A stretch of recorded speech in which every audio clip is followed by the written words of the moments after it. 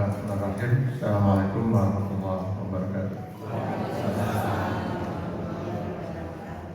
Alhamdulillah, wassalatu wassalamu ala Rasulillah wa ala alihi wa ashabihi wa mawala.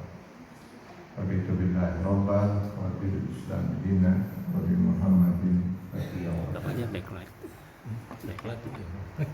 Bapak-bapak dan ibu-ibu, rahimahullah, puji syukur dan intinya kita panjatkan kepada Allah SWT, karena tidak henti-hentinya juga Allah melimpahkan rahmat, karunia, inayah, taufik dan hidayahnya kepada kita sekalian. Bertambah rasa syukur kita yang tidak terhingga kepada Allah SWT, karena terbukti sudah kita termasuk di antara hamba-hamba Allah yang masih diberi kesempatan oleh Allah untuk menikmati mulianya bulan suci Ramadan pada tahun ini, yang pada hari ini kita sudah memasuki hari yang ke-13, 14. Jadi alhamdulillah hari ini kita sudah memasuki hari yang ke-13 dan 14.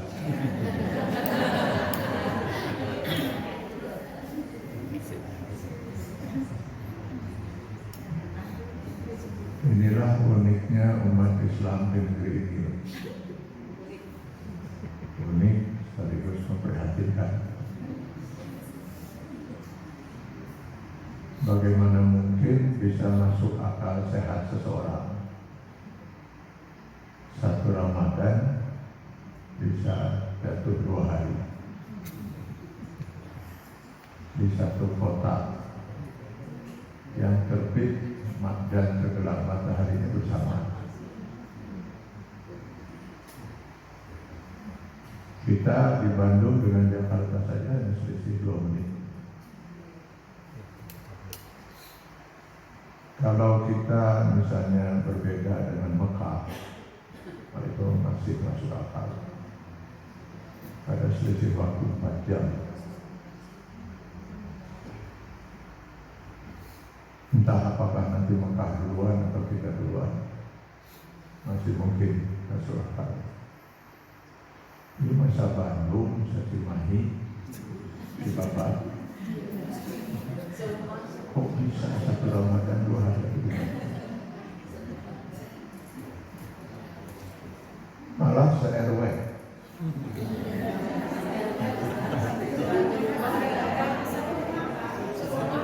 Malah serumah. Malah seranjang.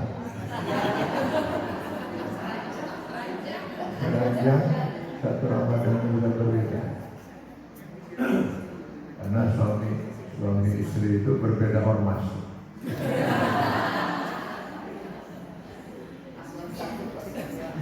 Dan biasanya kita lalu merasa cukup puas dengan dihibur perbedaan yang memprihatinkan ini dengan ungkapan ikhtilafu ummati rahmah. Perbedaan di antara umatku itu adalah rahmat. Saya belum terlalu jauh menelusuri itu, karena sejak awal saya sudah diberikan kesan kalau ini bukan hadis. Mestinya yang rahmat itu persatuan. Sudah berapa kali kita di negeri ini satu sawahnya pun berbeda, sehingga suaminya yang sudah berbuka berhari raya mengatakan pada istrinya yang masih sahur, Anda berdosa. Loh, kenapa kata istri? Haram hukumnya sahur di hari raya. Lalu istrinya juga mengatakan didinya neraka. Kenapa? Kata suaminya, sahur Anda kurang sehari. Ini mestinya masih sahur, kalau malah sudah makan. Kalau sudah seperti itu, di mana letak rahmatnya?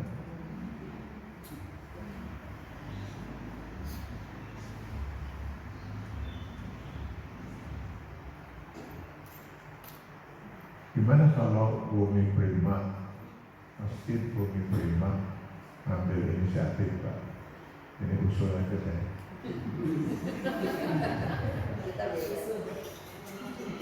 Undang tokoh-tokoh ahli ruqyah, ahli hisab dari berbagai ormas Islam di Indonesia.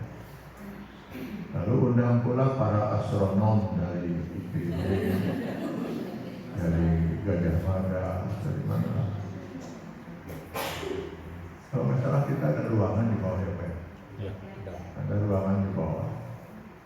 Masukkan mereka ke dalam ruangan. Terus gembok Pak. Gembok.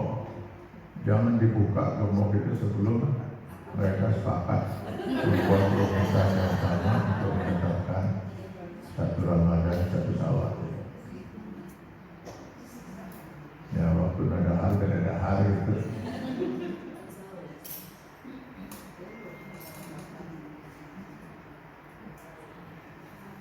Kalau perlu sebulan gitu. Kalau menurut saya nggak perlu sebulan, hanya cukup 5 menit.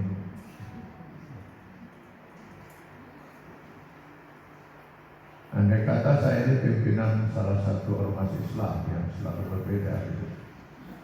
Saya tinggal mengatakan pada ormas yang satu lagi, Anda yakin nggak dengan rumusan misalnya bahwa bisa hisab tanpa ruqyah?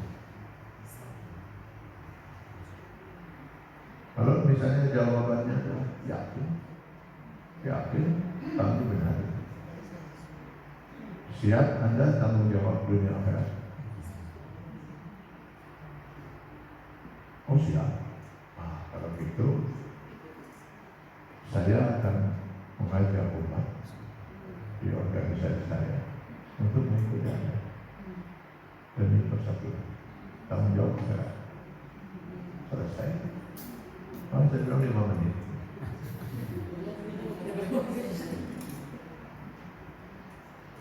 Tapi kalau misalnya ditanya Anda yakin tidak? Jawabannya ya rada-rada ya ragu lah. Apalagi harus tanggung jawab akhirat rada berat gitu. Ya sudah, ikut saya. Saya yakin saya tanggung jawab dunia akhirat. Selesai. Maka saya bilang 5 menit.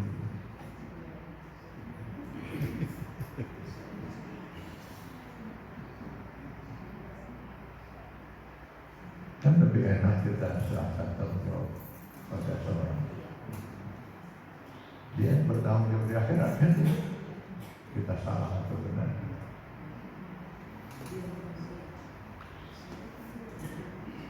Karena jangan ditutup-tutupi lagi umat itu ya. Umat nggak bodoh gitu ya. Ini kalau sampai terjadi 2 hari seperti ini, yang satu tanggal 11 kemarin hari Senin, yang satu tanggal 12. Mungkinkah secara akal sehat dua-duanya benar? Satu Ramadan di Bumi Prima jatuh tanggal 11 hari Senin. Benar. Satu Ramadan di Bumi Prima jatuh tanggal 12. Benar. Ini sangat tidak masuk akal sehat.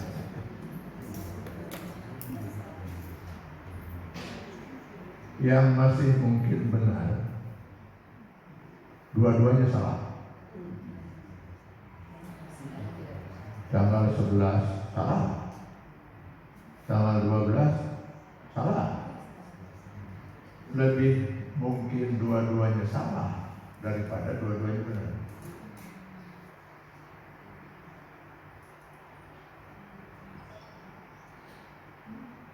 Pak Hasan, jemaah Masjid Bumi Ada Pak Amir,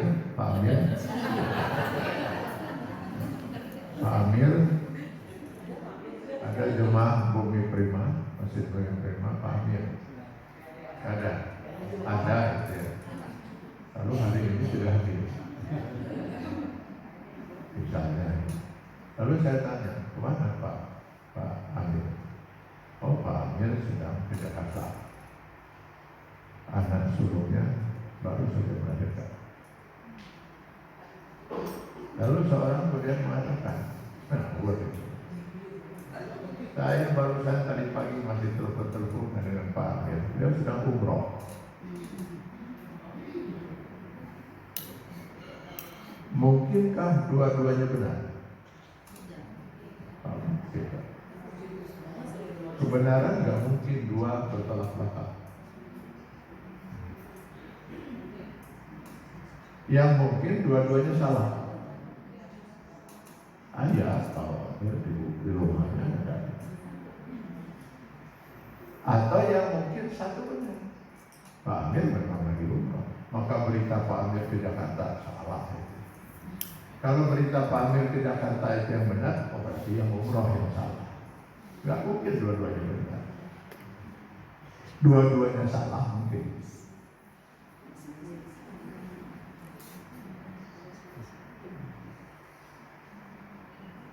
Jadi yang mungkin salah satu benar. Yang tanggal 11 itu yang benar, berarti 12 lacok. Kalau tanggal 12 yang benar, ya tanggal 11 itu yang gak benar.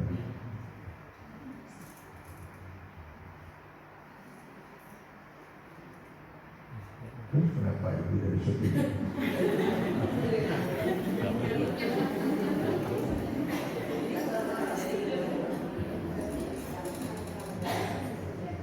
Untuk kita semua dua-duanya benar. Karena kita nggak tahu mana yang benar. Maka memilih salah satu itu benar. Untuk kita. Masa kita menjadi astronom semua? Masa umat Islam harus jadi ahli falak semua, ahli ru'yah semua? Maka kita ikut saja salah satu. Sehingga nanti di akhirat, kalau itu ada yang salah, kalian bertanggung jawab. Yang membuat keputusan itulah yang bertanggung jawab. Maka saya nggak habis berpikir gitu ya, ketika ini berbeda. Kenapa satu pihak itu tidak merasa gelisah? Gimana kalau saya salah? Saya sudah menyesatkan umat.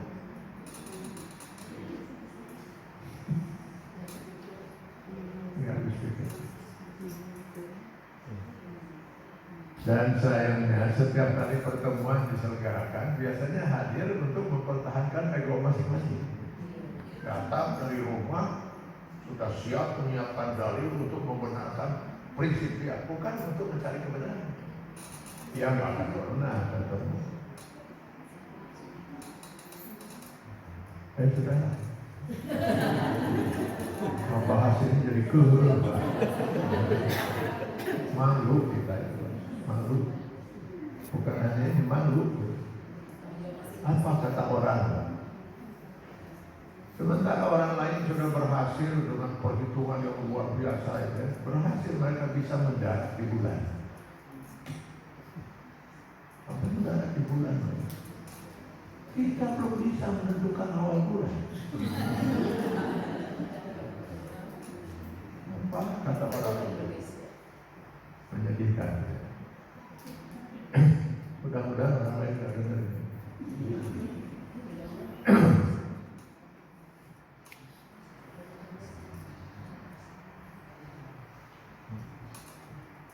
Baik, kita menuju tema kita saja.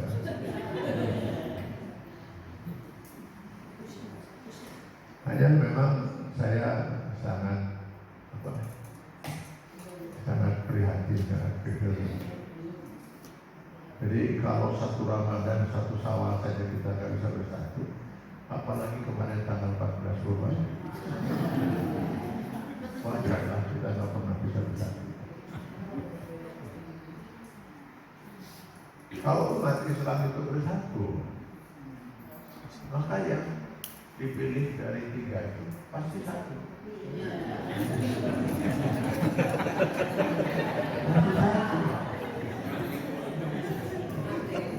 Jadi 89% umat Islam pilihannya pasti 1. Pakai dalil apapun, yakin.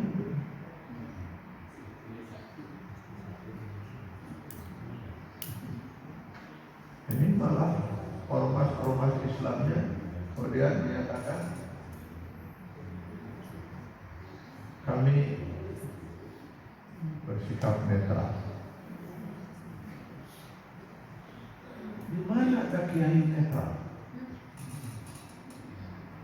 Tugas kiai itu untuk menjelaskan mana yang benar, mana yang salah, mana yang hak, mana yang batil, mana yang halal, mana yang haram. Netral itu kalau di mobil, Pak, maju enggak, mundur enggak, belok kanan enggak, belok kiri enggak. Kiai dan andai kata ini urusan halal haram, kiainya netral sehingga umat kemudian akhirnya memilih yang haram, siapa yang bertanggung jawab ya? Ada kiai netral sekali. Habislah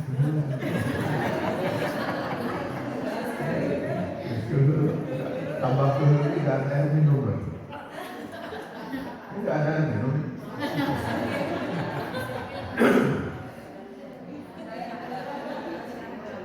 Apa salahnya air minum disediakan itu?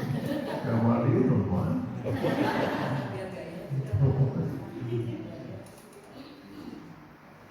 Baik, kita menuju tema kita.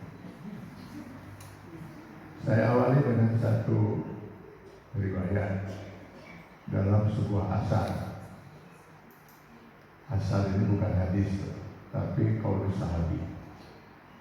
Pernyataan, ucapan, perbuatan para sahabat Rasul yang oleh Imam Malik, salah satu tokoh mazhab yang 4 itu, qaul sahabi ini dijadikan salah satu dasar hukum.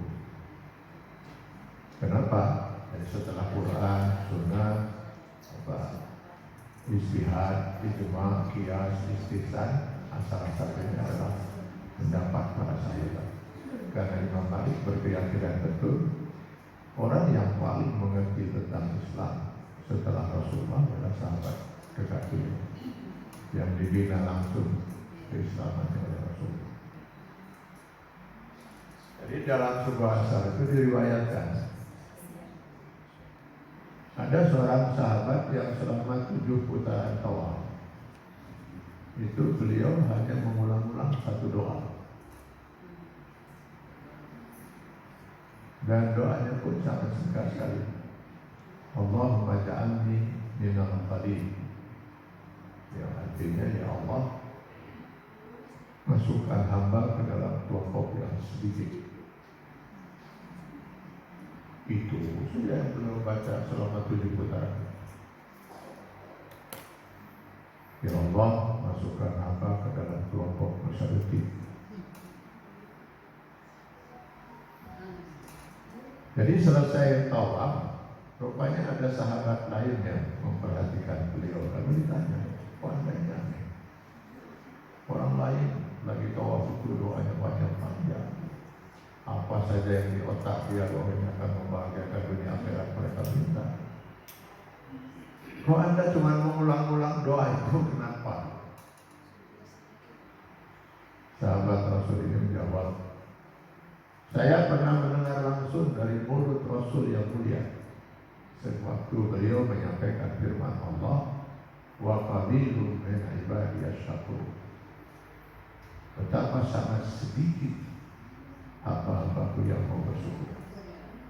Ini ada di Quran surat Sabah ayat 13.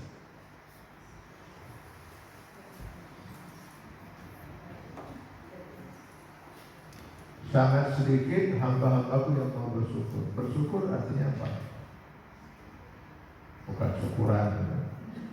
Bersyukur itu artinya seseorang siap untuk menjalani hidup ini sesuai dengan aturan dan hukum Allah, dengan melaksanakan syariat Allah SWT yang ada dalam Quran dan Sunnah. Nah, yang begitu itu hanya sedikit, kata Allah. Padahal yang begitulah yang bisa berhak untuk meraih surga Allah. Karenanya hanya sedikit yang bakal masuk surga. Kebanyakan dari jin dan manusia akan memenuhi neraka jahanam. Walaqad zara'na li jahannam katsiran minal jinni wal ins. Al-A'raf 179. Yang di Quran surat As-Sajdah ayat 13 juga Allah nyatakan la'amla'anna jahannama minal jinnati wan nasi ajma'in. Saya kami akan penuhi neraka jahanam itu dari jin dan manusia. Karena yang masuk surga itu nanti hanya sedikit, maka kata sahabat Rasul, saya berdoa kepada Allah, ya Allah, masukkan hamba ke dalam kelompok yang sedikit itu.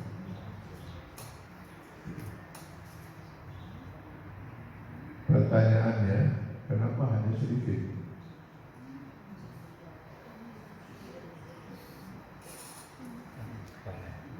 Walaupun keimanan itu sebuah pilihan, 100% hak pilih manusia. Silahkan dibaca di Quran surah Al-Kahfi ayat 29. Qulil haqqu min rabbikum faman syaa'a falyu'min wa man syaa'a falyakfur. Manusia oleh Allah diberi hak untuk memilih. Pilihannya hanya satu di antara dua, beriman atau kafir.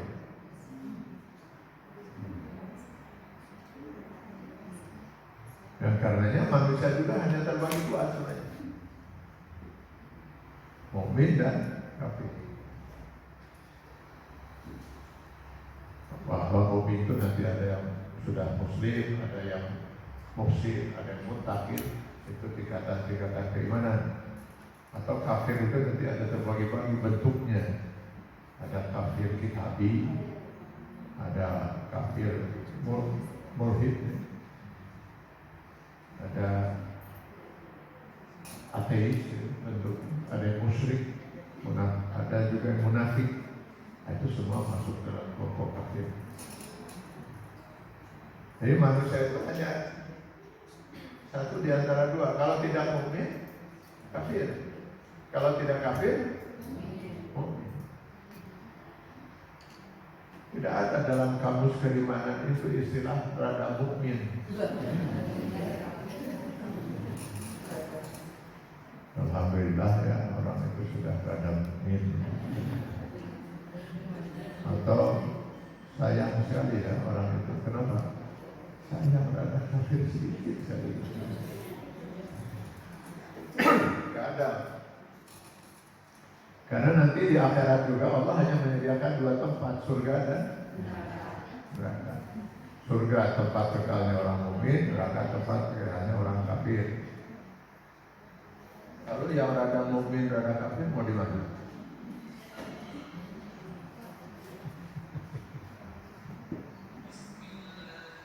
Jadi diberilah pilihan oleh Allah. Ternyata sejak generasi manusia pertama oleh Allah ciptakan sampai dengan detik ini, insya Allah sampai kiamat, yang memilih beriman itu hanya sedikit. Padahal dulu di generasi pertama Allah tidak pernah berhenti mengutus para rasul dan nabi. Entah berapa jumlah mereka itu. Yang ada perkiraan saja.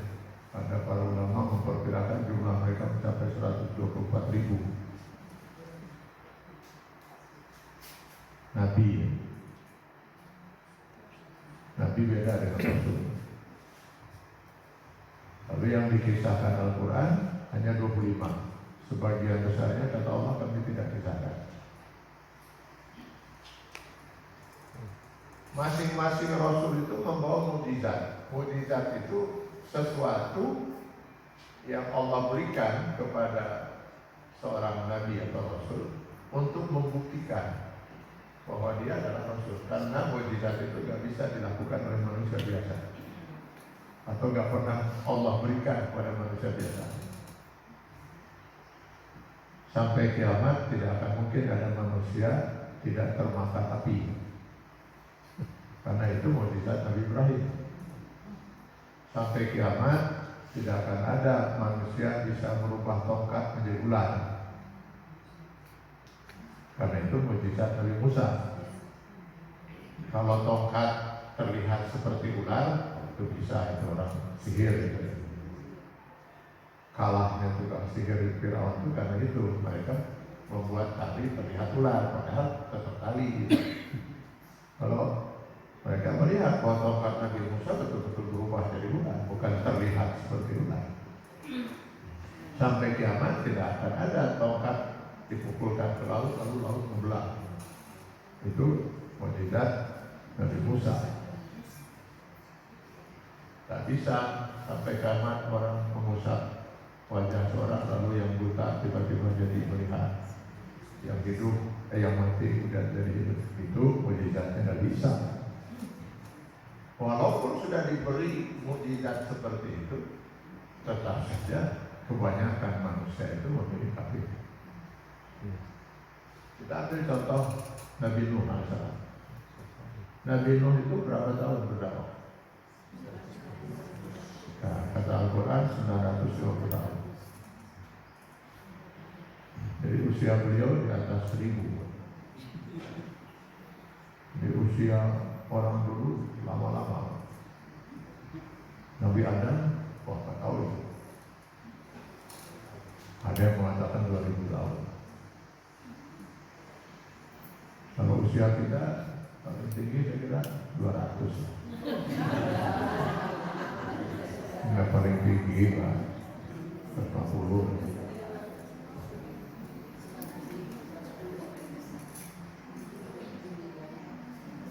950 tahun beliau berdakwah. Apa hasilnya? Beliau ngadu kepada Allah. Ini da'autu qauman lailan wa nahara. Saya sudah berdakwah mengajak kaumku pagi dan petang. Setiap hari beliau berdakwah pagi petang mengajak kaumnya untuk beriman. Setelah Allah yang Maha mengetahui hati manusia, tidak akan ada lagi manusia yang bakal beriman. Maka kata Allah, Nuh, siapkan batra, siapkan batra. Orang kafir semakin menggila, menuduh Nabi Nuh sudah tidak waras, membuat batra di daratan. Setelah jadi batra itu, masukkan orang-orang yang beriman ke dalamnya, kata Allah. Berapa yang masuk? 40. Ada yang berpendapat 40 pasang. Ambillah yang kedua, 40 pasang, 80. Ratusan tahun berdakwah. Yang beriman cuma 80. Bahkan beliau tidak berhasil mengimankan istri dan anak-anak. Hingga akhirnya orang kafir ini kata Allah, mau saya tenggelamkan semuanya, gak akan disisakan satu pun. Sehingga istri Nabi Nuh pun anaknya ikut ditenggelamkan. Tenggelamkan semua, habis. Harapannya generasi manusia yang akan lahir nanti adalah generasi manusia yang lahir dari rahim orang-orang yang beriman. Nah, pelajari lagi sejarahnya. Kemudian apa yang terjadi? Kalau lahir lagi, kafir lagi. Dan dulu yang namanya orang-orang kafir itu kalau sudah keterlaluan kafirnya itu oleh Allah dihabisi lagi. Zaman Nabi Nuh habis semua. Kaum Ad habis, kaum Samud habis, Kaum Nabi Lut habis. Kaum Fir'aun dengan Fir'aunnya ditenggelamkan oleh Allah. Fir'aun yang dulu di zaman Nabi Musa habis.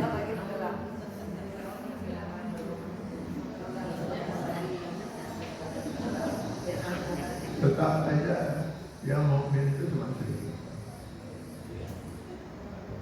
Sekarang lihat saja sekarang. Yang hidup manusia ini sekarang berapa banyak? Sekitar 7 miliar. Yang mukmin itu berapa? Ini kita bicara dengan akidah kita, itu hakikal. Orang lain silakan bicara dengan akidah mereka. Cuma 2 miliar. 2 miliar ini mereka hitung semua yang mengaku muslim. Aliran-aliran sesat juga dihitung. Karena mereka aliran sesat itu mengaku muslim. Ini kalau aliran-aliran sesat ini kita singkirkan dari hitungan itu, paling 1,8. Cuma sedikit ya.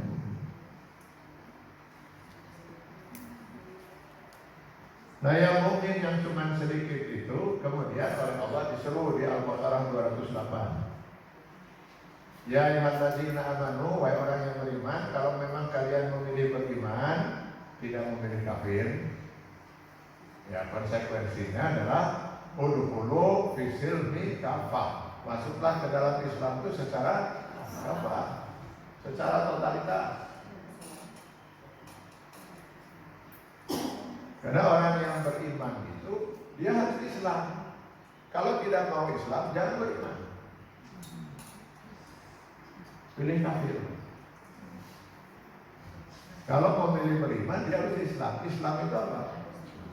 Berserah diri, tunduk, patuh, taat. Itu Islam.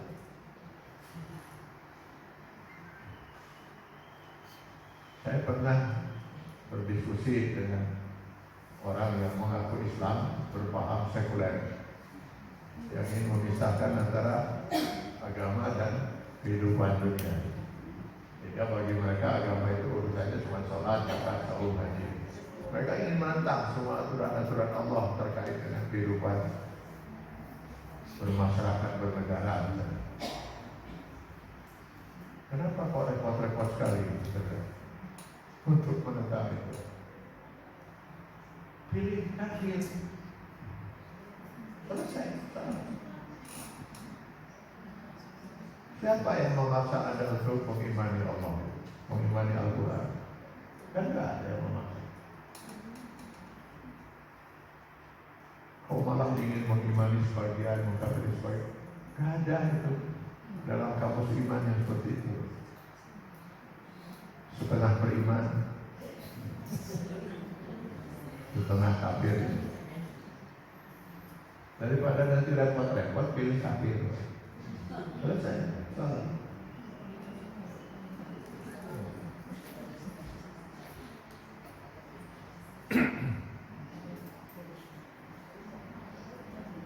Jadi konsekuensi dari orang yang beriman, dia harus Islam, tunduk, patuh, taat terhadap aturan Allah. Aturan Allah yang mana? Yang ada dalam Quran dan Sunnah. Maka kalau kita lihat Quran dan Sunnah dengan 6.264 ayat dan ribuan hadis itu, maka orang yang memilih beriman itu dia harus mengislamkan dirinya setiap detik dari kehidupan dia. Mulai dari masuk WC sampai mengatur kehidupan bermasyarakat bernegara.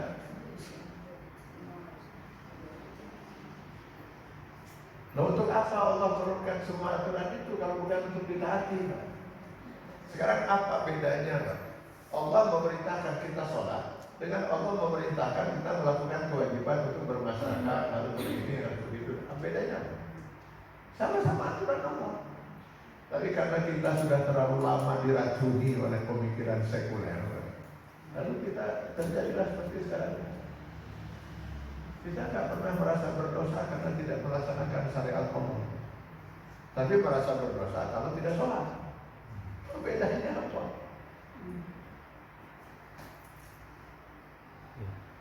Adam dan Hawa itu sudah dinyatakan salah, hampir saja sampai terhukum luar biasa oleh Allah. Apa kesalahannya? Makan buah. Masalahnya bukan makan buahnya, melanggar aturan Allah. Apapun aturan Allah itu. Terkira dahar buah, bukan masalah buahnya. Masalahnya dia telah melanggar aturan Allah.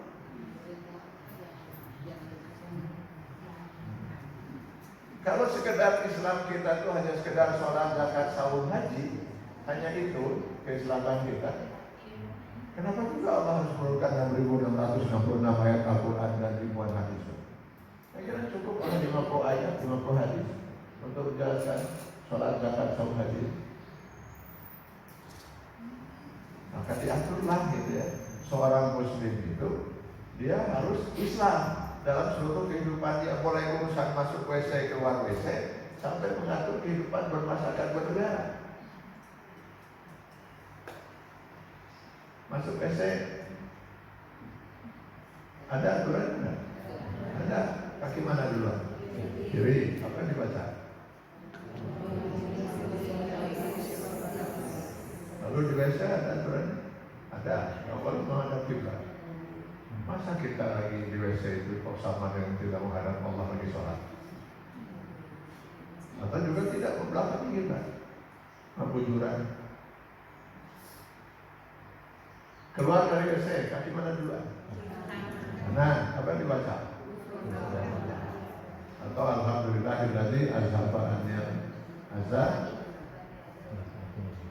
Kan dia udah pahili dengan Alhamdulillahilladzi at'amana wa saqana.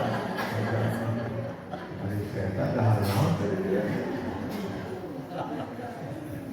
Maka kita masuk WC mengikuti aturan Allah, itu adalah urusan keislaman kita, dan itu ibadah.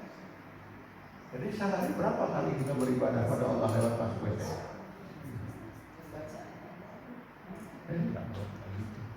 Semua hidup yang nanti bakal dimintai pertanggungjawaban oleh Allah di yaumil akhir ini bukan hanya sebatas sholat, zakat, saum, haji saja. Seluruh kehidupan kita per detik, Pak.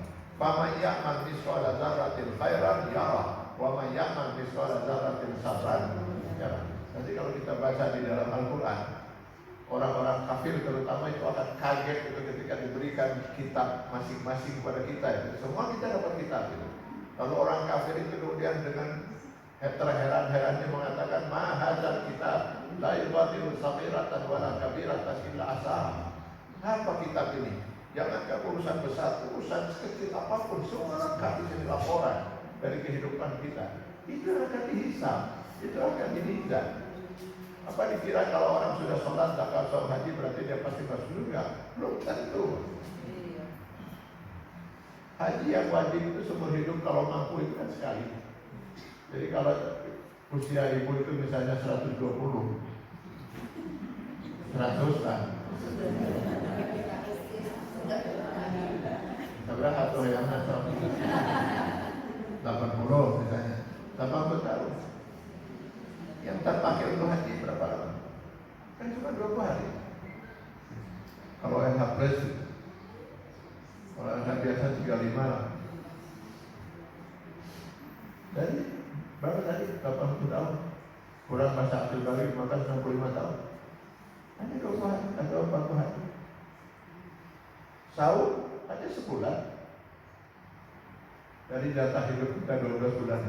Ya, kecuali yang rajin saum sunnah. Sholat saja 5 waktu. 5 waktu itu sekali waktu sholat berapa menit? 10. Dengan rawatib, dengan wudu dan sebagainya. Katakan 2 jam dengan rawatib dan seterusnya. 22 jam. Kalau hanya Islam kita itu di 2 jam sholat, lalu 22 jam kita tidak ada urusan dengan Islam, lalu kita berdosa kepada Allah, gimana mau selamat?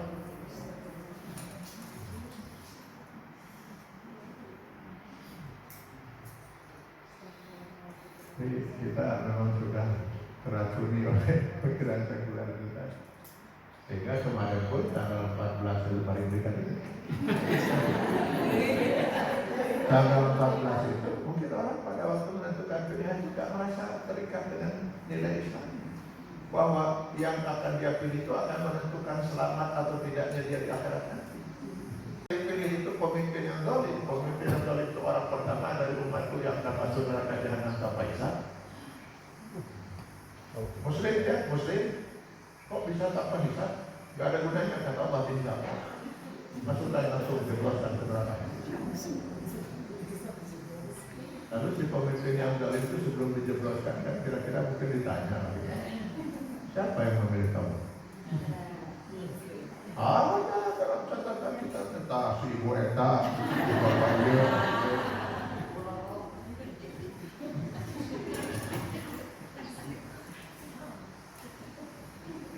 Aku nggak terseret ke neraka. Jadi akibat dari kita sudah memahami Islam dengan salah.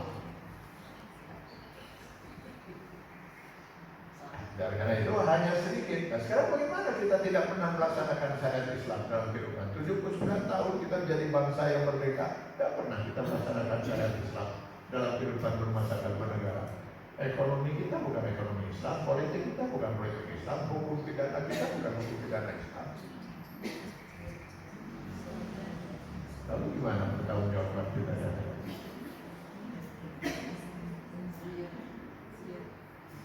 Kalau kita aman, insya Allah mungkin. Karena saya nggak tahu yang hadir siapa saja. Karena yang akan dituntut melaksanakan itu mereka yang berwenang. Lihat Al-Maidah 44, 45, 47. Yang berwenang yang akan dituntut itu. Yang nggak berwenang gimana mau melaksanakan? Beri saya wewenang, saya akan laksanakan.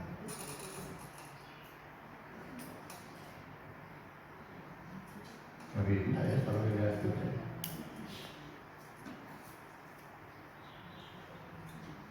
Tapi kita pasti dituntut oleh Allah dalam kemampuan, dalam wewenang kita.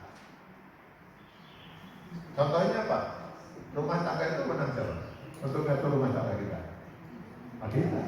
Jadi kalau dalam rumah tangga itu tidak kita laksanakan syariat Allah dalam kehidupan rumah tangga, kita bertanggung jawab.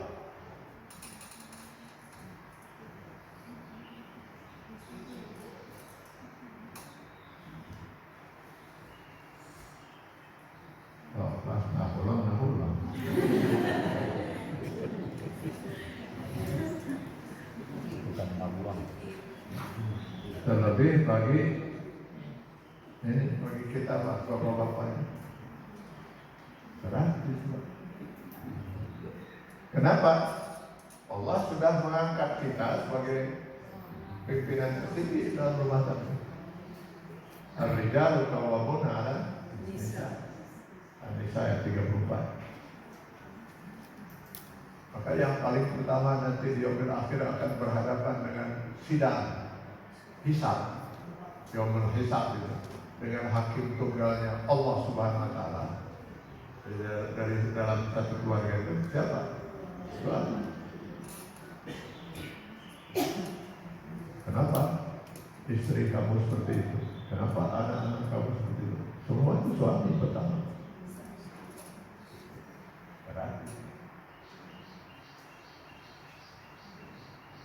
Saya kadang-kadang membayangkan dari pemimpin rumah tangga saya kadang-kadang berpikir, ya Allah selamatkan.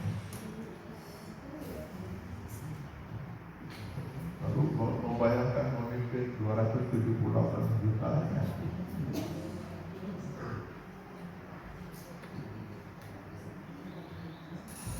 Karena itu saya pernah menyampaikan pada istri dan keempat anak saya. Benar-benar ya sebutannya, istri dan keempat anak saya. Terus dibalik Pak dari kita.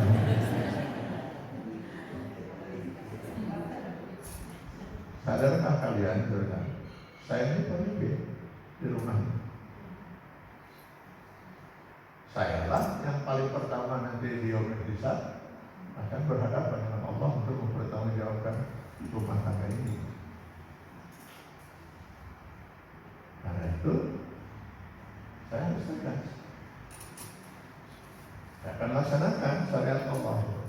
Jadi kalau di antara kalian ada yang tidak mau taat, saya ingatkan, bandel silakan keluar.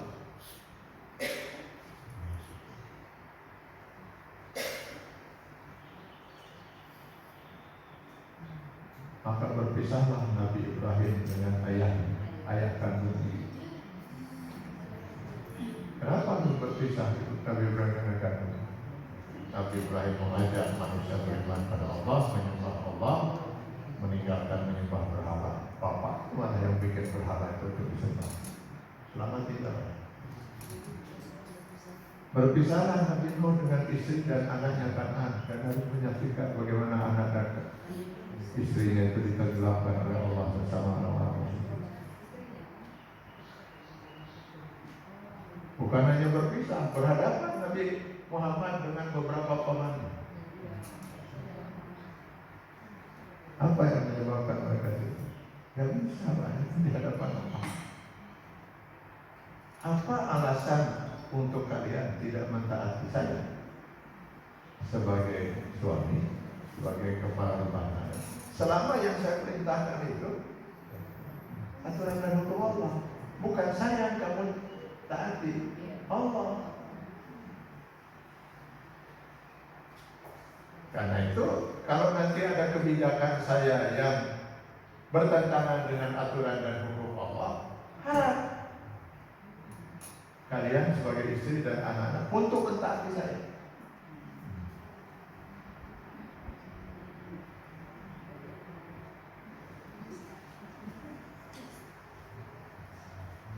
Entah saya sanggup atau tidak, tapi prinsip itu saya pegang dan saya katakan pada istri dan anak-anak saya. Siap-siaplah kita berpisah. Kalau kita sudah di dalam kehidupan yang tidak mungkin lagi terdiri dari Allah.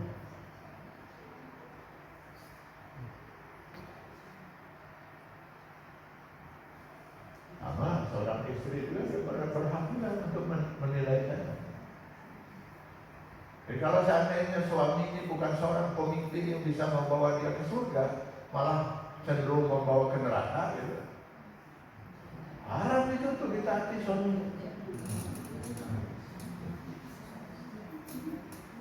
Masa Allah dikorbankan untuk kepentingan suami? Wes alungkeun itu. Jangan berada kecil-kecil sedikit.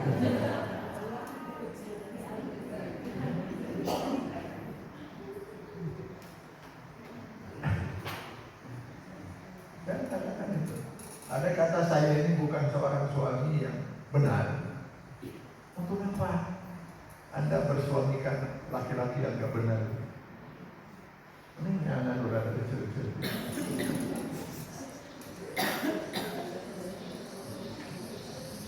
Ini urusan keislaman kita.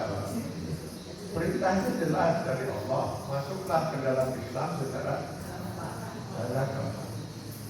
Yang mau dimintai pertanggungjawaban oleh Allah itu seluruh kehidupan kita berhenti, dan yang paling besar itu di rumah tangga kita masing-masing. Karena Rasulullah mengatakan bahwa membangun rumah tangga itu adalah separuh dari keislaman kita. Separuh dari pertanggungjawaban hidup kita itu ada di rumah tangga. Kenapa? Nah, tadi kalau sholat itu diawali dengan apa?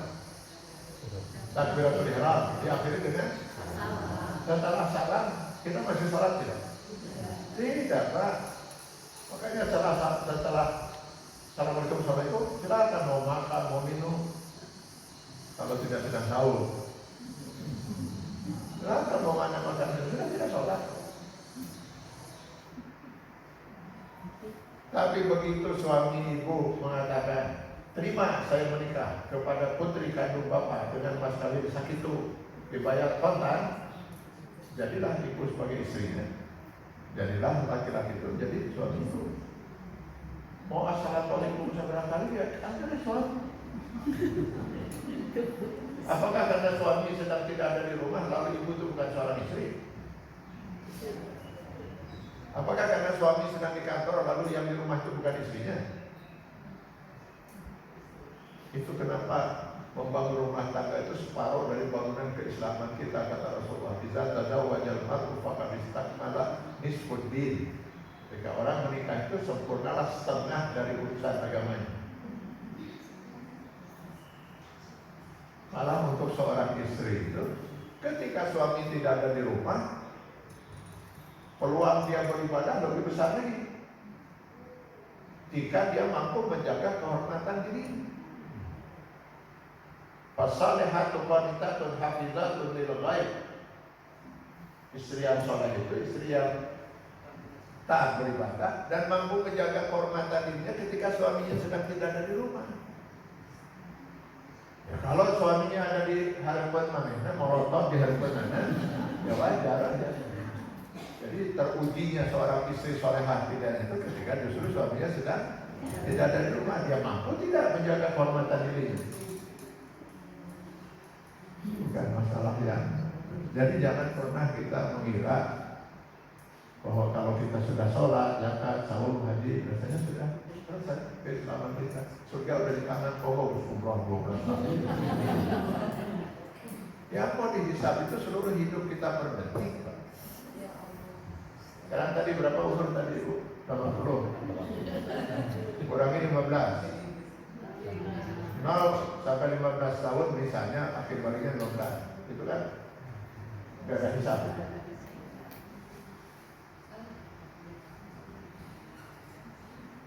Tapi ini tolong jangan dikasih tahu ke anak-anak. Anak-anak itu gak sholat, gak sahur sebelum akhir balik gak ada dosa. Sholat dia ke masjid ini gak ada pahala. Ibu bawa dia umroh gak ada nilainya. Yang beribadah itu orang tuanya yang sedang berdiri. Anaknya belum ada catatan. Rakib dan atlet itu baru mulai mencatat per detik setelah tank itu akhir balik ini. Oh mulai akhir balik mencatat per detik 0 sampai akhir balik kan catatan. Nah sekarang usia akhir balik 15, tadi meninggal 80, 65. 65 tahun itu akan dihisab oleh Allah Subhanahu wa taala. Selama 65 tahun itu mata kita per detik sudah melihat apa saja. Lidah kita per detik selama 65 tahun sudah ngomong apa saja. Kaki kita sudah melangkah kemana saja. Tangan ini sudah meraba, memegang, menyentuh, mengambil, menandatangani apa saja. Akal ini sudah berpikir apa saja. Selama 65 tahun, berapa tahun kita berumah tangga. Sebagai istri, apa saja sudah kita lakukan pada suami. Suami apa yang sudah dikerjakan dan dilakukan untuk istrinya. Sebagai orang tua pada anak, anak bakti pada orang tua. Semua ini akan dihisab. Maka mungkin saya dulu pernah menyampaikan di sini hadis riwayat Ahmad bin Hanbal, seorang wanita yang sangat terkenal ibadah sholat, saum, sedekahnya, gak ada tandingannya di masyarakat di zaman Rasul. Kata Rasul, ahli neraka. Sampai Aisyah terkejut, gimana kok bisa jadi ahli neraka? Ibadahnya gak ada tandingan, sholat, saum, sedekahnya itu gak ada tandingannya di masyarakat. Ternyata penyebab dia masuk neraka mungkin yang kita sepelekan, menyakiti hati tetangganya karena lidahnya. Ini urusan Islam kita bukan hanya urusan sholat. Yang namanya sholat, saum, sedekah, haji, sholat, saum, zakat, haji, syahadat, itu rukun Islam, bukan Islam. Rukun Islam. Iman pada Allah, iman pada malaikat dan sebagainya, enam itu rukun iman, bukan iman. Itu baru rukun. Rukun itu apa? Tiang. Dalam bahasa Arab, tiang itu disebut rukun. Nah ini tiang-tiang ini rukun namanya. Kalau banyak disebut arkan. Untuk membangun rumah Islam kita, Allah tetapkan dibangun hendaknya dengan 5 tiang. Untuk membangun keimanan kita dengan 6 tiang. Nah bedanya, kalau tiang iman itu nggak bisa ditawar, harus 6-6. Harus 6-6-nya baru dia bangun. Jadi iman itu cuma bukan. Iman itu bil atun wasituna so'batan, ada 63 cabangnya. Itu rumah imannya itu. Maka nanti ketemulah kita as-sabru minal iman, sabar itu sebagian dari iman. Al-haya minal iman, rasa malu untuk melakukan perbuatan yang tidak benar itu adalah bagian daripada iman. Itu semua iman. Iman itu bukan hanya iman pada Allah saja atau pada rukun, itu baru rukunnya. Nah, bedanya dengan rukun Islam, Allah memberikan peluang. Sebaiknya kalau mungkin dengan 5 tiang itu dibangun rumah Islamnya. Tapi kalau tidak bisa dengan 4 tiang. Kalau memang nggak bisa haji, karena haji itu hanya diwajibkan bagi orang yang mampu. Nggak bisa haji, artinya hanya 4 tiang. Ternyata juga nggak bisa zakat. Miskin seumur hidup. Sejak akhir balik sampai meninggal dunia miskin. Orang-orang berzakat, malah dia menerima zakat. Jadi dia bangun rumah Islamnya dengan 3 tiang. Ternyata tidak bisa haji, tidak bisa zakat, tidak bisa sahur. Kenapa? Gering sama hirup. Sejak akhir balik sampai meninggal gering. Setiap mau sahur gering. Tinggal gering aja. Berarti hanya dengan 2 tiang. Sedangkan syahadat itu hanya diucapkan 1 kali, tiang itu ditegakkan ketika seorang masuk Islam. Walaupun syahadat ini akan diucapkan berulang-ulang, terutama ketika seorang sedang sholat. Itu sebabnya kenapa Rasul mengatakan secara khusus dalam hadis yang lain, as-sholatu imanuddin. Sholat itu tiangnya agama. Emangnya haji bukan tiangnya agama? Tiangnya agama. Sahur bukan tiangnya agama? Tiang agama. Kok disebut hanya sholat? Karena dialah satu-satunya tiang yang tidak diberi alasan bagi seorang muslim untuk meninggalkannya. Kalau ini dijadikan alasan lagi itu boleh ditinggalkan, mau bangun rumah tanpa tiang.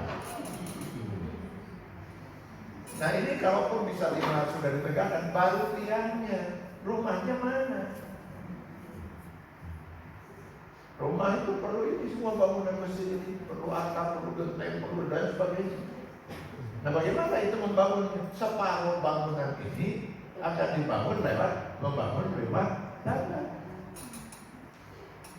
Membina rumah tangga itu kita membangun separuh dari bangunan keislaman kita.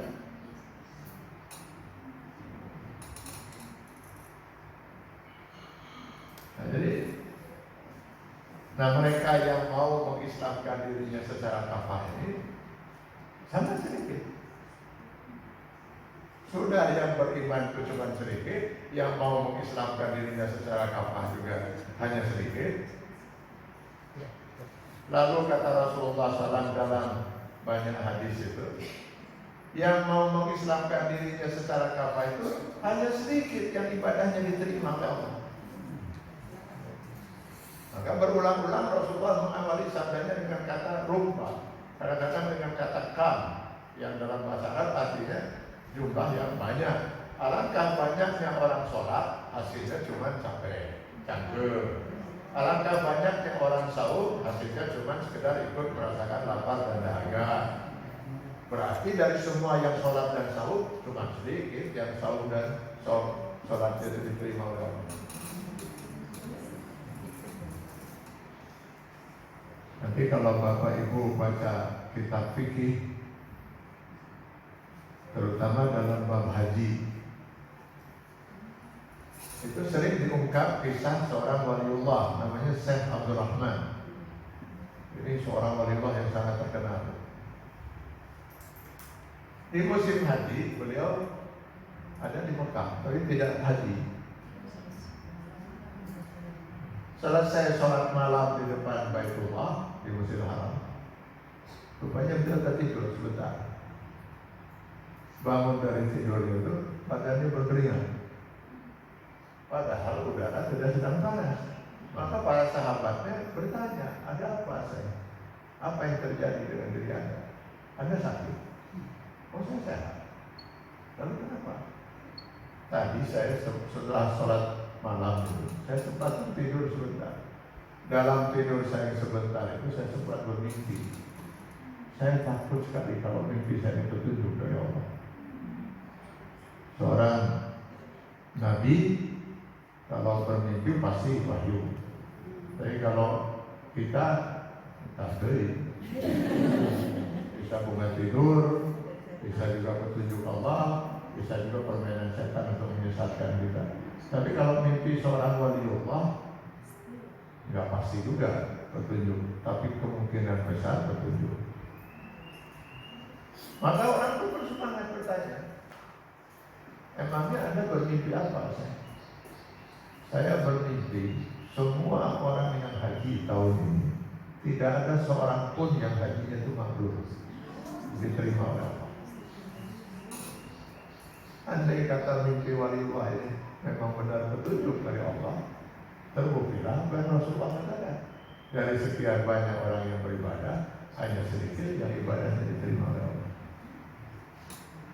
Sudah yang memilih beriman itu sedikit, yang memilih beriman cuma sedikit, yang mau mengislamkan dirinya secara kafah, yang mau mengislamkan dirinya secara kafah, hanya sedikit yang ibadahnya diterima oleh Allah. Jadi pantaslah seorang sahabat yang dibina keislamannya oleh Rasulullah itu sampai 7 putaran tawaf hanya berdoa, ya Allah masukkan saya ke dalam kelompok yang sedikit.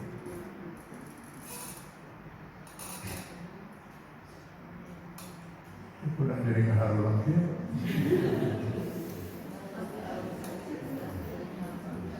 Tenang Bu, Bapak yang Bapak dan Ibu yang hadir sekarang ini, insya Allah termasuk yang sedikit. Dan penting matahari keheraman.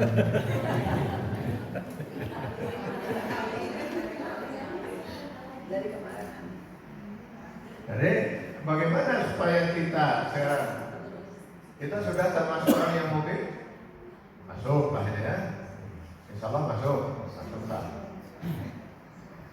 Siapkah kita mengislamkan diri secara kafah? Ya, dalam batas kemampuan kita kan. Allah tidak akan menuntut di luar kemampuan kita. Yang bukan kemampuan kita tidak akan dimintai bertanggung jawab oleh Allah. Insya Allah kita siap. Mungkin persoalan kita cuma satu ini. Apakah ibadah kita selama ini? Nah, itu.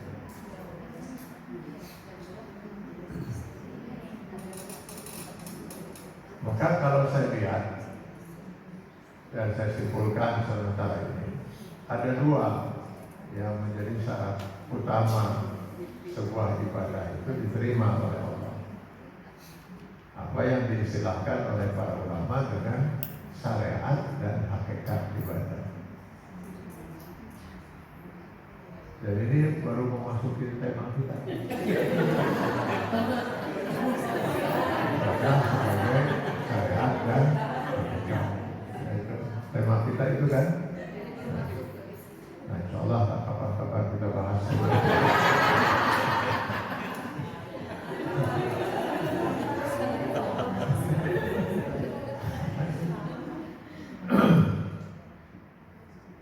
Jadi singkatnya mungkin begini.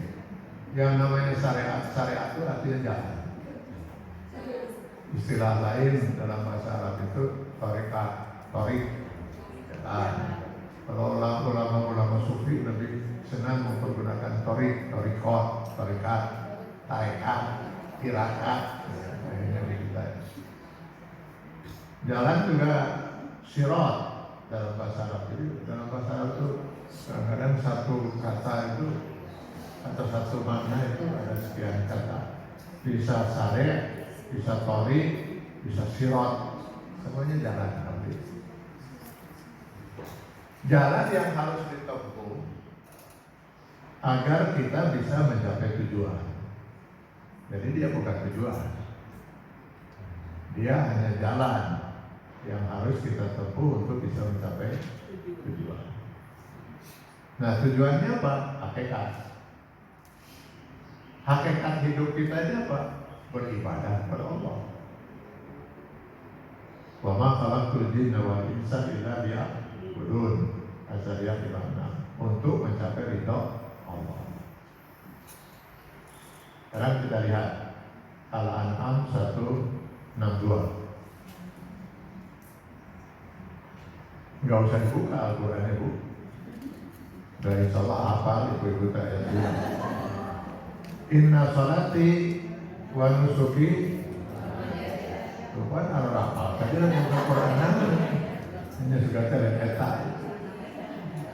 Inna salati wa nusuki wa mahyaya wa mamati ketika wa mamati adalah inna sholati wa nusuki wa mahyaya wa mamati. Syariat atau hakikat?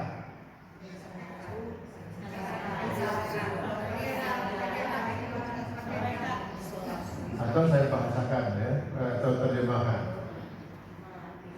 Sesungguhnya sholatku, seluruh ibadahku, hidup dan matiku, jalan atau tujuan? Jalan. Saya sholat bukan tujuan.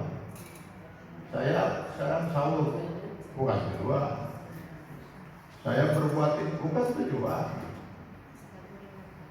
Itu saya menjalani hidup ini, berbuat ini, berbuat itu, tidak melakukan ini, tidak. Itu semua jalan yang sedang saya tempuh. Apa tujuan saya melakukan itu semua? Lillahi Rabbil Alamin. Saya ingin menggapai ridha Allah. Itu tujuan hidup saya. Karena untuk menggapai ridha Allah itu saya diperintahkan sholat, saya sholat. Nah itu saya mengislamkan diri itu menempuh syariat untuk menggapai ridha Allah. Allah larang saya melakukan ini, saya tinggalkan. Lakukan itu, kerjakan. Semua saya lakukan itu sebagai jalan untuk saya bisa mencapai tujuan, yaitu ridha Allah. Jadi jadi sholat itu syariat bukan? Syariat.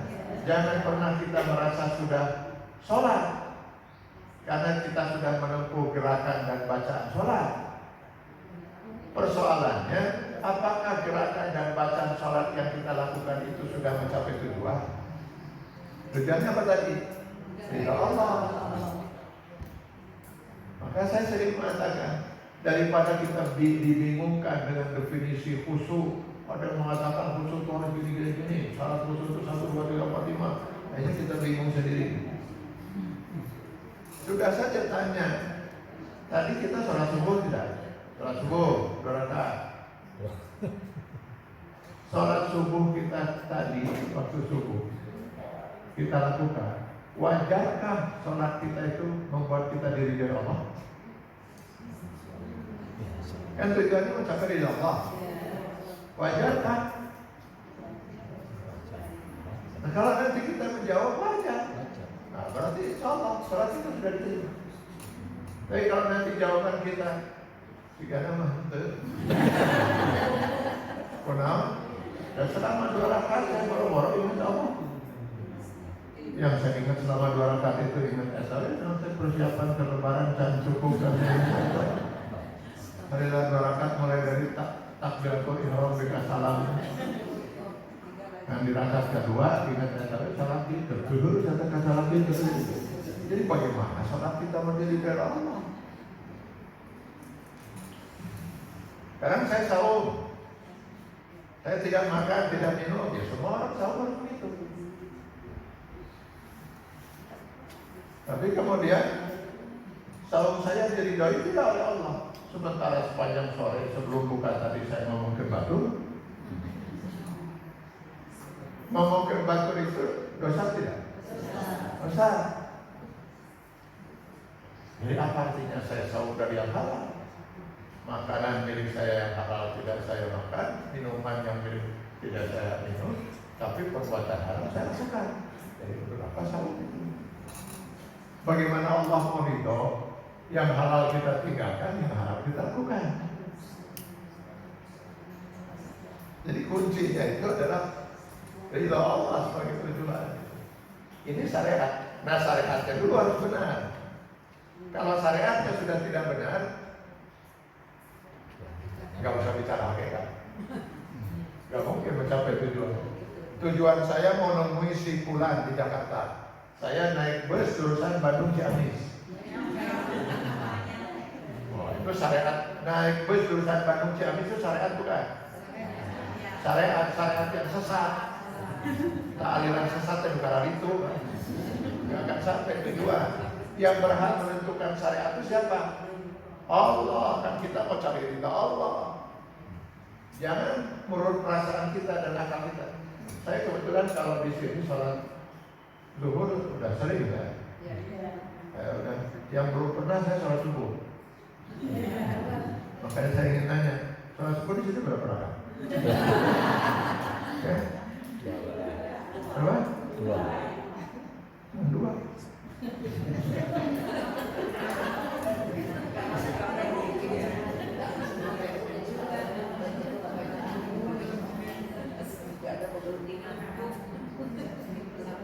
Kenapa dua? Syariatnya menurut Allah subuh itu dua. Sekarang andai kata ada orang yang sholat subuh jadi 5 rakaat, mana yang lebih baik 5 rakaat dengan 2 rakaat? Ini bapak-bapak ada kan? Jadi menurut ibu-ibu Pak, 5 juta rupiah dengan 2 juta rupiah, jadi waktu 2 juta. Aja 2 juta. Ya? Oh rupiah beda. Oh beda apa rupiah? 2 rakaat dengan 5 rakaat menurut akal bagaimana? Bagus 5. Orang lain sholat subuh 2 rakaat, dia 5. Bagus 5.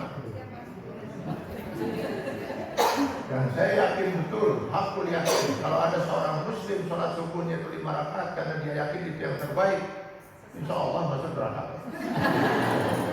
Baik menurut akal dia, tidak benar menurut Allah.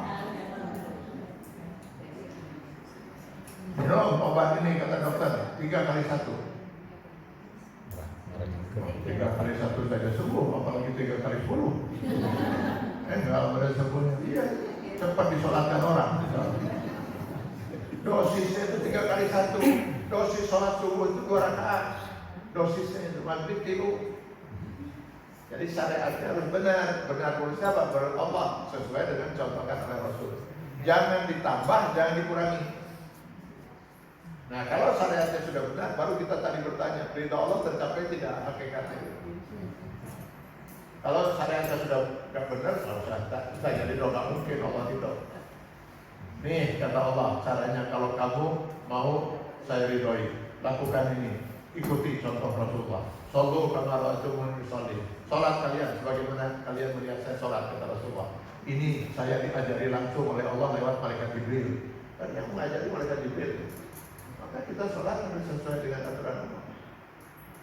Jangan bagus menurut akal kita.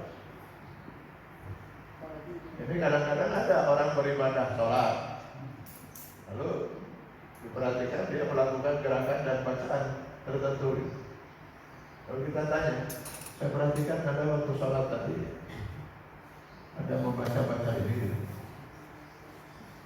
Lalu dia balik bertanya, emang kenapa? Ada contohnya dari Rasulullah. Kalau dia bilang ada, bisa saya dapatkan hadisnya. Kalau ada, saya juga mau melakukan. Tapi kalau dia bilang kemudian tidak ada, lalu kenapa ada lakukan? Maka jawaban yang paling sering kita akan dapatkan adalah, bukankah ini lebih baik? Betul tidak dicontohkan oleh Rasul, tapi bukankah ini lebih baik? Wah, ini jawaban berbahaya sekali. Artinya Anda ingin melakukan yang Anda lakukan itu lebih baik dari yang dicontohkan Rasul. Anda lebih mengerti tentang Islam dari Rasul. Rasul itu kurang sempurna sehingga harus Anda perbaiki. Sementara Allah saja sudah menyatakan bahwa yang disampaikan Rasul itu sudah sempurna. Al-yawma akmaltu lakum dinakum wa atmamtu alaikum ni'mati wa raditu lakum al-Islam dinan. Al-Maidah 3. Kok ditambah-tambah lagi? Emang belum sempurna? Ini jangan bermain-main dengan syariat. Imam Malik, Ibu kenal Imam Malik?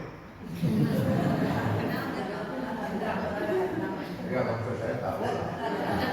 Nah, Allah kalian begini. Salah satu mazhab Malik ditanya, bolehkah saya bertalbiyah dalam umroh misalnya, atau untuk haji dengan memulai ibadah umroh? Itu dimulai dengan apa? Talbiyah. Labbaik Allahumma labbaik, kemudian labbaik Allahumma umratan. Nah, itu kalau sudah labbaik Allahumma umratan, kita sudah mulai. Sudah mulai. Kapan kita mulai? Kalau kita misalnya yang dari Asia itu di Kordon Manazil.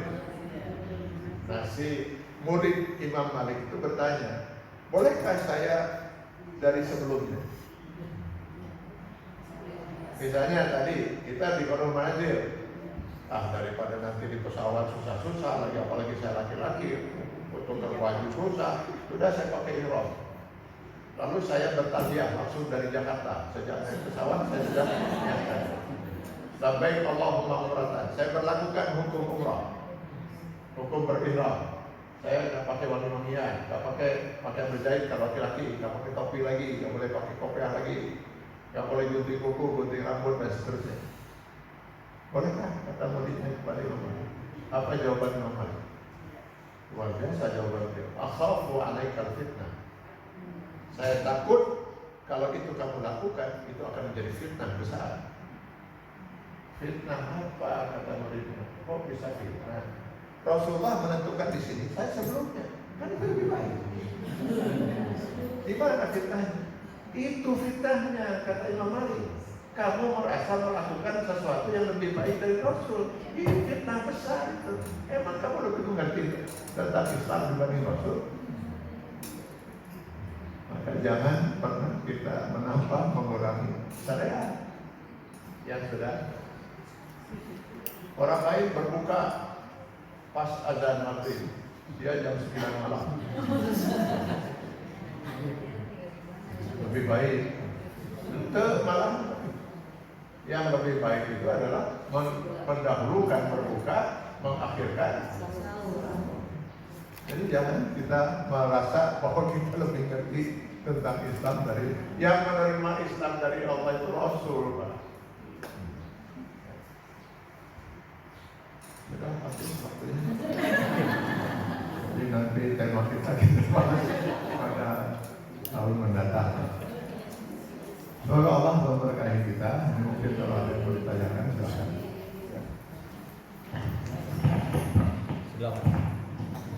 Silakan Bu Ira.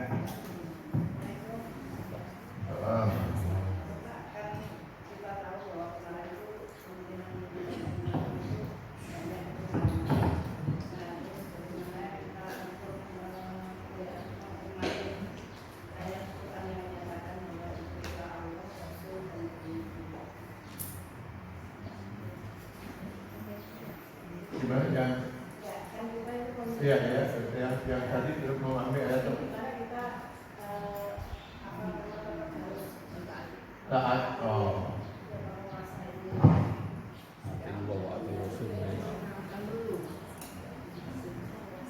Penguasa yang mana?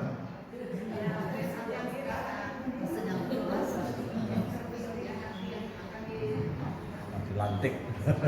Ya kan belum ada yang terpilih.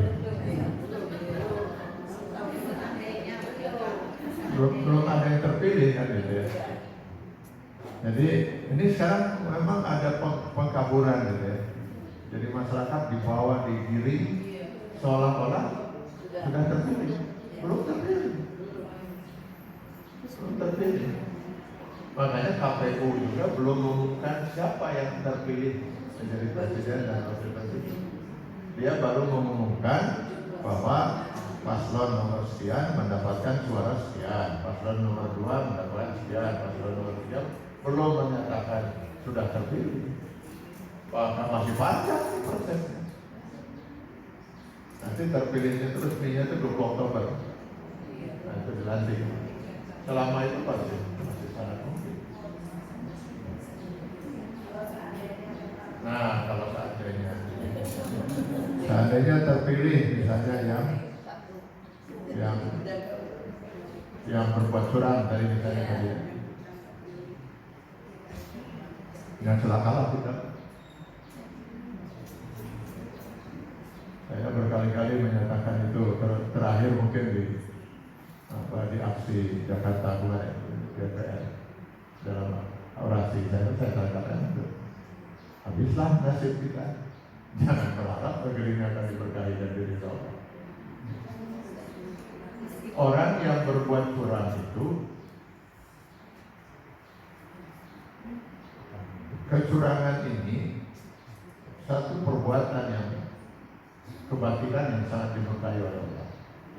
Sampai dari 114 surat Al-Quran itu satu surah bernama itu Al-Mutaffifin. Artinya orang-orang yang berbuat curang.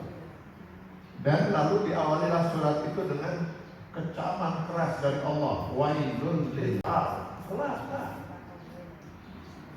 Celakalah orang yang berbuat curang. Lalu hadis nanti Rasul mengatakan, man ghassana falaisa minna. Barang siapa berbuat curang, berbuat tipu daya, jangan pernah berharap akan masih tetap masuk golongan kami, kata Rasulullah. Bukan dia umat Islam ini. Kalau kecurangan itu dilakukan oleh penguasa, ada lagi hadis khusus. Kalau penguasa yang melakukan kecurangan itu, ma min abdin yasar'ihi Allahu ra'yah yamutu yawma yamut wa huwa ghasun bi rakyatihi illa haramallahu alaihi jannah. Barang siapa yang diberi kekuasaan memimpin rakyat, lalu dia pergunakan kekuasaan itu untuk berbuat curang, menipu rakyatnya, mati dia dalam keadaan itu, dia sempat bertobat atau tobatnya tidak diterima, haram kata Allah baginya surga satu detik pun. Kalau kemudian nanti dipaksakan, yang berbuat curang itu harus tetap jadi, berarti ini tindakan kezaliman. Dia merampas kekuasaan padahal bukan haknya. Harusnya mungkin hak orang lain. Maka itu zalim.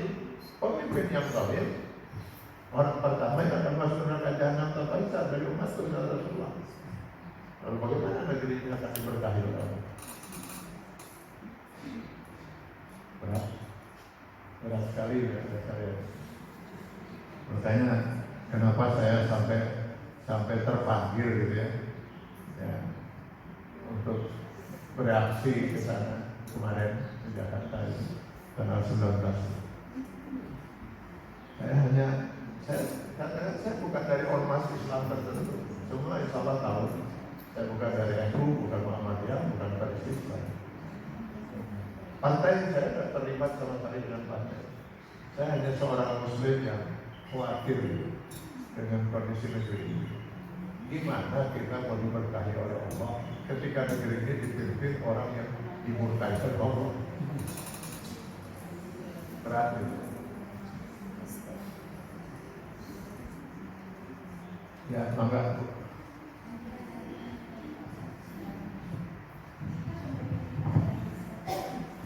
Enggak begitu kedengaran, Bu.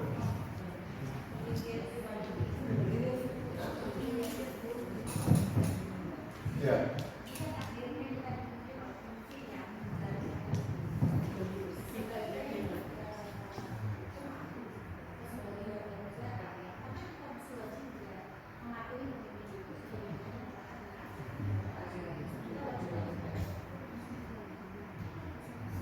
Ya. Ya, jadi pertanyaan Ibu itu, jika takdir Allah itu kita dipimpin oleh pemimpin yang zalim, wajibkah kita masih mentaati? Yang pertama saya ingin luruskan dulu masalah takdir ini karena banyak kesalahan gitu. Bahwa siapapun yang terpilih itu takdir Allah. Ini harus kita luruskan. Betul itu takdir Allah, tapi bukan pilihan Allah. Ya. Dia benar, sesuatu terjadi dengan takdir Allah. Takdir Allah berdasarkan pilihan Allah. Ini saya kritik keras betul ini mantan ustadz yang di Jakarta ini. Saya sebut mantan aja lah, dari pantas saya sebut itu. Karena dia membolak-balikan Al-Quran hanya untuk kepentingan dan akhirnya menghina Allah. Menghina Allah. Ini kan takdir Allah, ini pilihan Allah. Yang menolak dan sebagainya berarti menolak Allah. Wah, luar biasa. Lalu diibaratkan orang yang menolak itu dengan Bani Israil yang ngambil Al-Baqarah 248. Ngawur itu Al-Quran 248. Allah yang menakdirkan. Jadi semua perbuatan manusia itu dengan takdir Allah. Jadinya itu kun fayakun ya Allah. Orang mau sholat, berusaha sholat, berniat sholat, Jadi dia sholat nunggu kun fayakun Allah, jadi sholat. Kenapa dia ditakdirkan oleh sholat? Kan dia baru satu sholat. Karena ada orang berbuat maksiat, takdir Allah bukan? Takdir Allah. Kenapa Allah takdirkan dia berbuat maksiat? Karena dia berniat berusaha untuk maksiat. Gak mungkin yang berusaha berbuat maksiat ditakdirkan sholat. Yang mungkin yang berusaha sholat ditakdirkan maksiat. Jadi sepenuhnya itu usaha manusia. Jadi siapa yang menentukan siapa yang nanti menang itu? Bukan Allah, kita. Yang memilih kemarin kata-kata siapa? Nunyorok sahab. Dan kita. Nah itu jadi ya. Andai kata akhirnya Allah menakdirkan yang katakanlah yang curang itu karena pilihan dan kecurangan itu gak diperbaiki atau gak diperjuangkan oleh yang sadar dengan optimal. Jadi Allah takdirkan. Nah, masihkah harus ditaati? Tidak ada kewajiban taat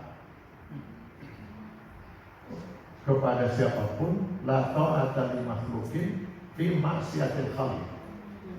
Tidak ada kewajiban taat kepada makhluk siapapun makhluk dalam hal berbuat maksiat kepada Allah. Itu prinsipnya. Jangankan seorang pemimpin, yang mungkin ibu kenal juga enggak pernah salaman gitu. Orang pemimpin yang paling dekat dengan kita siapa? Orang tua kita. Ayah kita yang membesarkan mendidik, ibu yang pernah mengandung kita, melahirkan kita dengan perjuangan masa depan, menyusukan kita dan seterusnya. Sekali orang tua kita memerintahkan sesuatu yang bertentangan dengan Allah, apa nasihat Luqman pada anaknya? Luqman 13. Fala tuti'huma. Jangan sekali-kali kamu mentaati keduanya. Tapi kalau si pemimpin itu kemudian kebijaksanaannya umum gitu ya, yang tidak bertentangan dengan prinsip agama, ya taatilah saja, tidak ada masalah. Tapi kalau sudah kebijaksanaan keputusannya itu jelas-jelas bertentangan aturan Allah, dia buka perjudian, dia bebaskan perzinahan, itu harus ditentang. Atau dia tidak tegakkan keadilan. Jadi ketaatan kita kepada ulul amri selama si ulul amri itu taat pada Allah dan Rasul. Coba dibaca An-Nisa 59. Maka ketika Abu Bakar menjadi khalifah, pidato dia pertama apa? Atiuni ma'ata'atullah wa rasulah. Kalian wajib taat kepada saya selama saya taat pada Allah dan Rasul. Kalau nanti dalam kekhalifahan kepemimpinan saya sudah menyimpang dari aturan Allah dan Rasul, fala ta'atan li alaikum, tidak ada lagi kewajiban bagi kalian untuk taat. Nah itu dalam Islam prinsip. Saya itu Bu.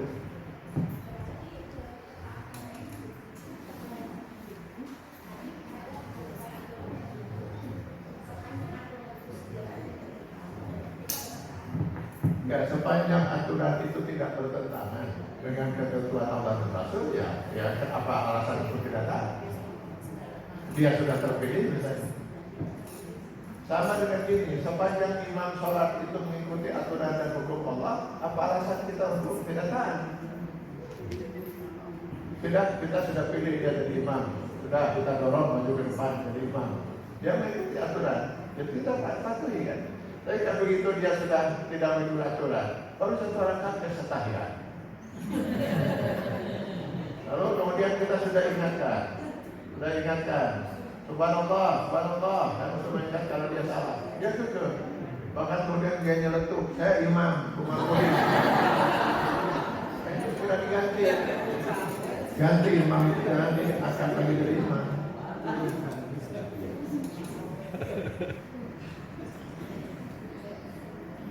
Ya itu tadi kalau pemimpin dikeluarkan itu sudah tidak taat, ganti.